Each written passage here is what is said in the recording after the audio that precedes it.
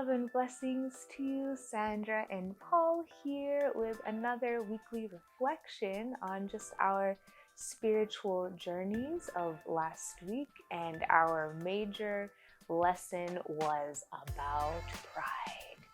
What a sneaky little sin. It's not even little. It's just very sneaky. It's just very sneaky and subtle, and we don't realize that that's what we're falling into. One of the things that was brought up in our family discussions with his younger brother Joey, he reminded us how the very first sin that was committed by Adam and Eve was a sin of pride. That they wanted to gain that knowledge of like the God knowledge. Like they wanted that wisdom. They wanted that like what they don't have. Like they're curious about the unknown. And so that being the first sin, the first way that we kind of fell off the path or missed the mark, I think it really makes sense that that's a sin that we struggle with. Yeah, a lot. It's like the gateway. It's the gateway sin to other sin. So much can come from pride. Tell them. Oh yeah, well, from pride. I mean, what experience from me in the last week, where it was pride. I realized. Well, I actually didn't realize at the moment, but I realized after the fact that like falling into the sin of pride leads to, for me in this last week, was the sins of judgment, the sins of irritation, the sin of lying, and I don't know what else, but I think there was another one, but it leads to so many other things and it's so easy to just fall into that, where it's like you can easily just go down into like an ocean of sins that pride like jet skis you into, you know? Yeah, and I mean, I feel like maybe irritation. So like human feelings, like irritation, aggravation, just frustration. I wouldn't think that those are sins per I'm se. saying, Yeah, like, but I what get it what you're leads saying. to. Yeah, but then what the enemy easily does is takes that and then leads to the other things. But yeah. Well, I mean, Just like, wanted to make that clarification. yeah, it's okay to be mad. It's okay to be mad. We're and it's okay to be human. irritated. I'm saying it's like what it leads to, being irritated, because St. Paul tells us to not go to bed angry.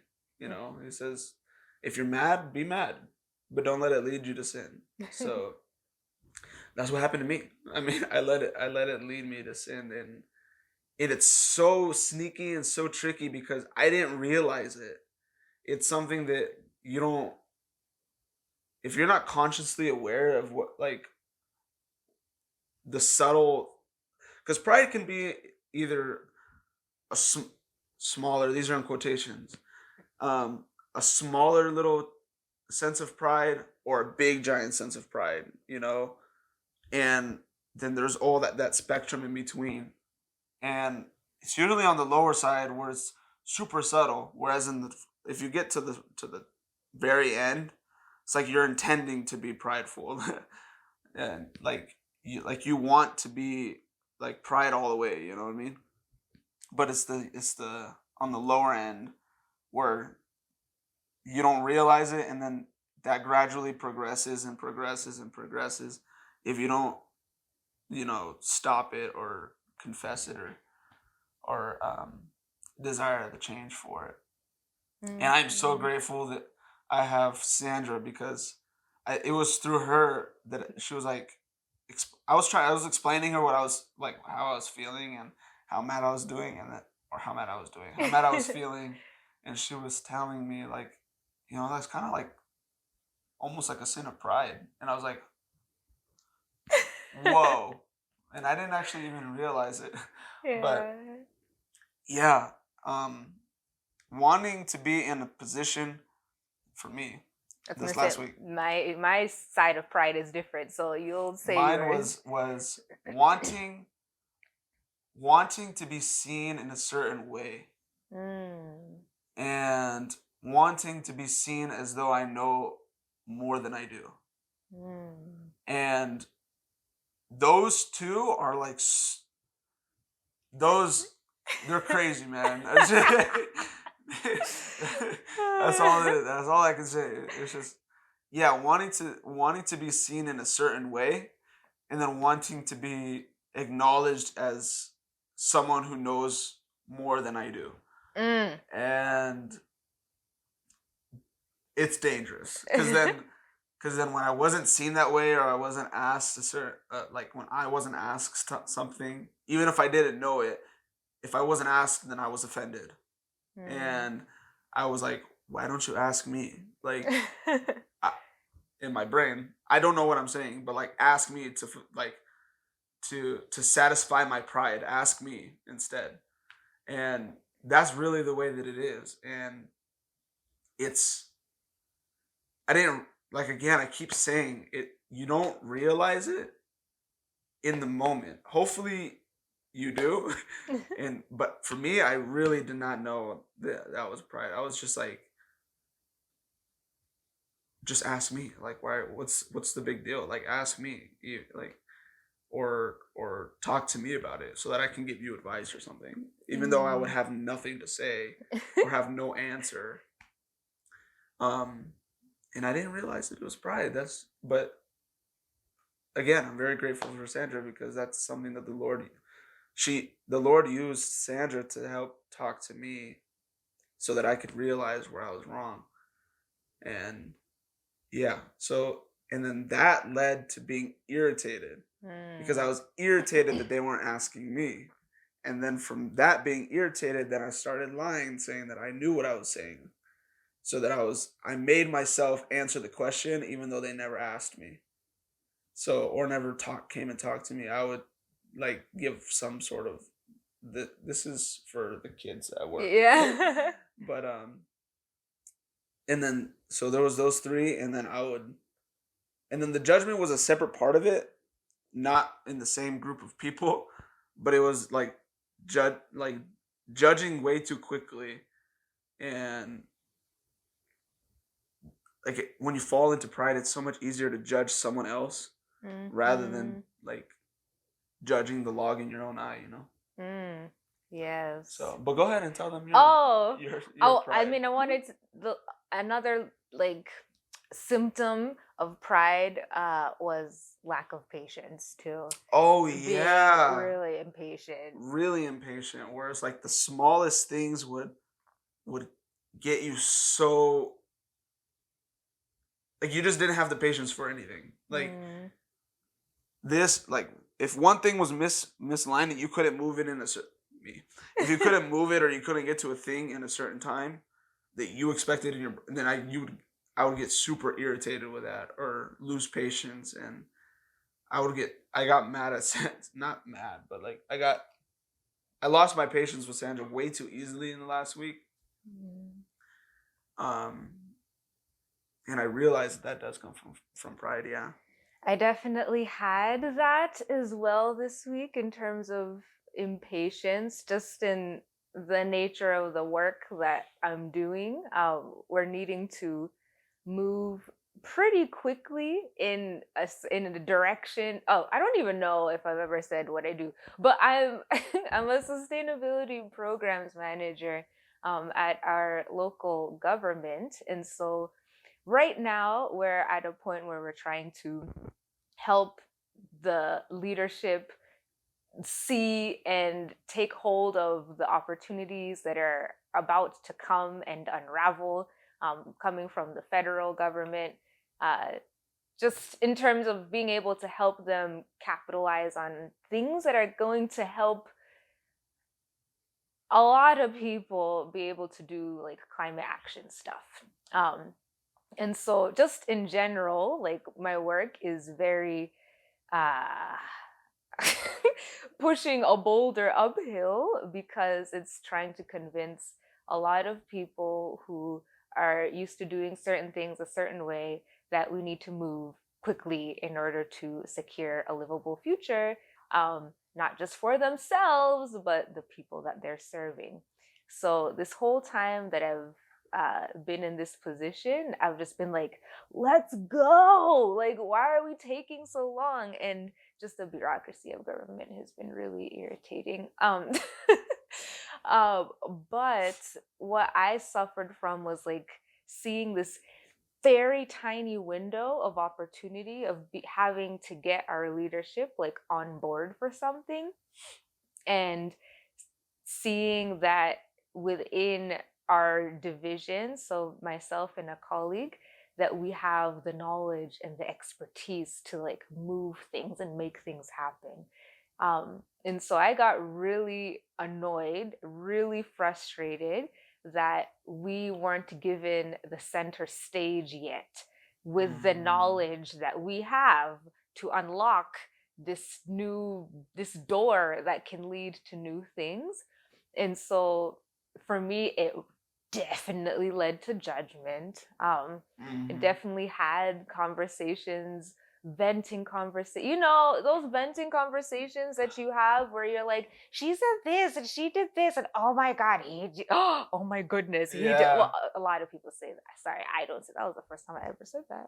What? Oh my god, I feel so weird. Oh. Yeah, but that's what people say. Oh. I don't say it. Okay, so they say, they say, oh my goodness, he did this, and can you believe, like, all of that, I feel like can also be a symptom of pride. Gossiping is like you're letting out and spewing out all these things.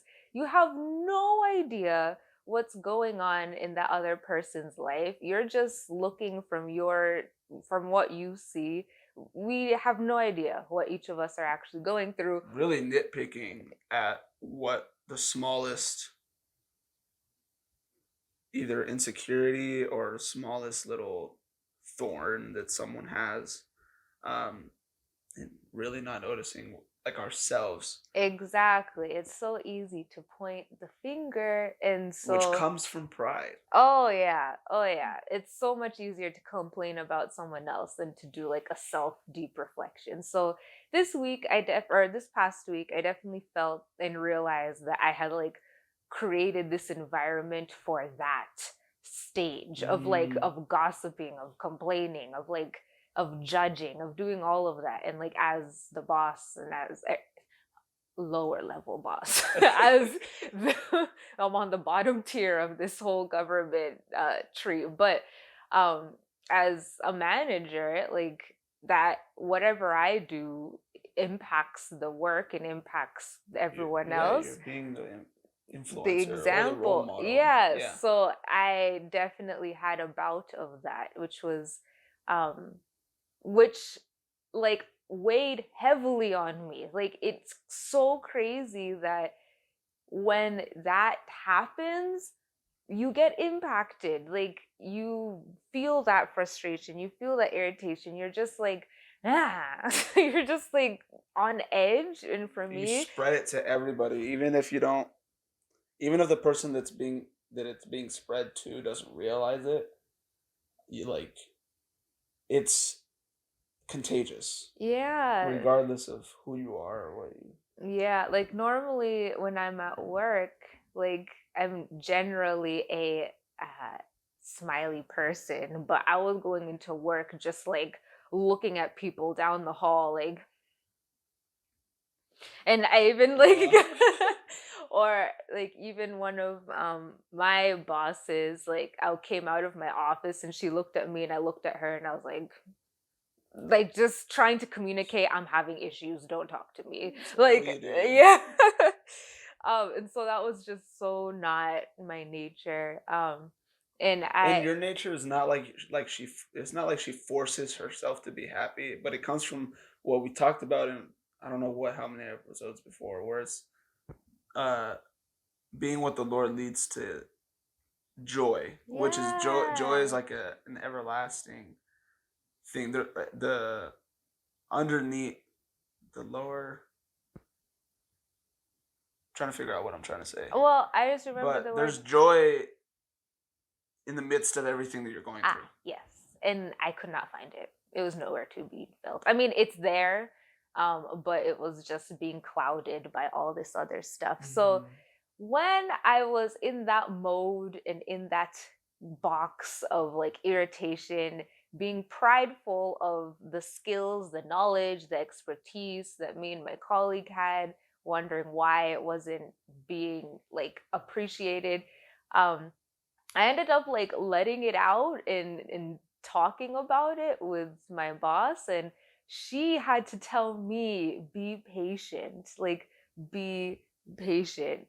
Um and for that to come from my boss, I was like, wow, okay. Okay. So I had to then kind That of was the moment where it clicked. Yeah. where I needed to be patient. And then there are times, a couple times last week, where I didn't go to mass. So between the two of us, some like timing work wise, we're not able to go to daily mass anymore together, but pulling on our marital graces, we try to at least one of us go to a mass every day in one way, shape, or form. So last week though, I missed, I think, one or two masses because I was so like stuck in trying to make things happen that I was like, okay, no, my work's more important than going to mass. And there's one day where I was going to miss it. I went after the mass was done, but I still went to go pray in the church. And the Lord had to tell me, he's like, just like be patient. He told me the same thing. It's like, just to be patient, and that he's taking care of everything. And I think that's one of my issues with pride is when I see an issue, I want to take control of it, and I'm trying to move the pieces the way that I think is supposed. Let me do it. I'm capable of fixing the problem. Yeah, and like so, nobody else get in my way. So I box out God, like, and just be like, like I got this, like I got this. And so that's not good, because that just leads to a lot of stress, a lot of frustration when things don't go the way that you think they're going to. You place on yourself a bigger burden, a huge burden. So after some like prayerful times and talks with my love that week, I think the ending of the week resulted in me just doing a complete let go. Like, just like, okay, I give this all to you. There was an assignment that I had to do. I had to deliver something, and if I was still in my like frustrated mode, I wouldn't have been able to think. It was like I had to write something, and for writing, I cannot get anything out if there's other things happening. So I was just like, all right, I just let it go, and I asked Which is easier said than done. Oh yeah. And then I asked the Holy Spirit to come and just do what I had to do and just write. And it was just kind of just like free falling. I'm like, all right, just do what needs to be done. I got what I had to do, which was super stressful at the beginning of trying to figure out when I had the time to do it, what I was going to say, how I was going to word it, because it dealt with this whole situation that I was not happy with. So I was like, how am I gonna write about this in a nice way? So I just let go, and it got written. It was done. It got reviewed by the uppers. They barely touched it. They said it was great, and I was just like, which is something that normally doesn't happen. He knows this. When she writes something, then she gives it to the uppers, and it's generally a lot. Generally like just switched. Like everything that she's written is just reworded. I mean, I've been really fortunate lately. Well, before, but I've been very fortunate. And I think it's really had to do with letting go and letting God write and direct and do everything. Yeah. So, yeah, so I just was able to see all of that come to full circle by the end of the week. I was like, wow, when I just get myself wrapped up in this, like I can't even function at work.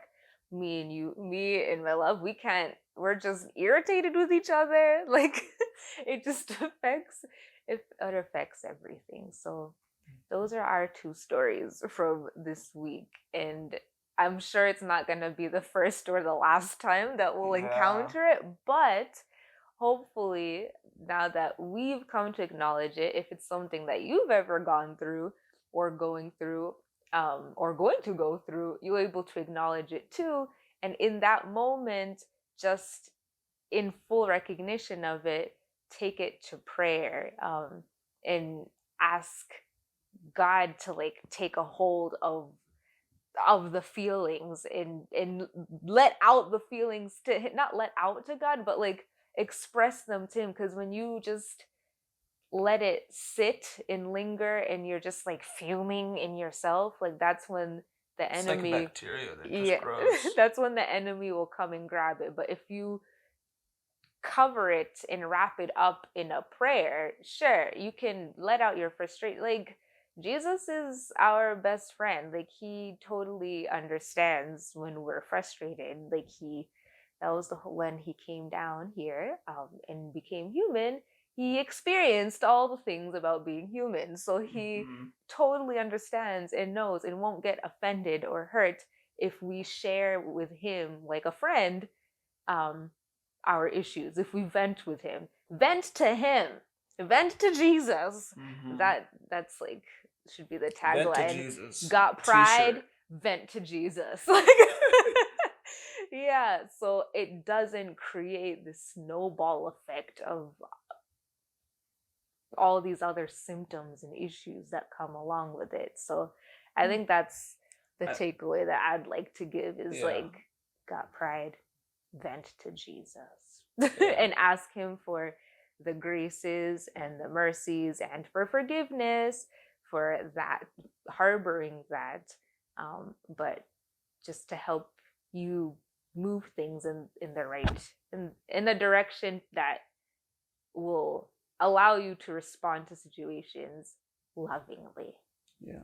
And the greatest weapon against pride is humility. So I would suggest praying for humility, but also praying for the sensitivity to realize when you are falling into pride. Yes. Especially for me and Sandra, because we didn't realize that we were. And now it is a point of prayer. And I just want to pass it on to you that should be a point of prayer. Pray it before it happens. Or if you're in it, then pray for humility, and then continue to pray for the sensitivity to know when you're in pride, no matter how small or how grand, like if it's subtle or just completely blatant. To just pray for that and humility. I think that, those are notes that we're going to write in our wedding journal, like for ourselves. Yeah. That's, thank you, Lord. I really enjoyed doing this. Thank you. I'm saying thank you. But really, thank you. Thank you. Okay. Thank you so much for listening. Let us continue to keep each other in prayer as we walk through this journey of life. It's meant to be fun. Yes. Remember, you are loved.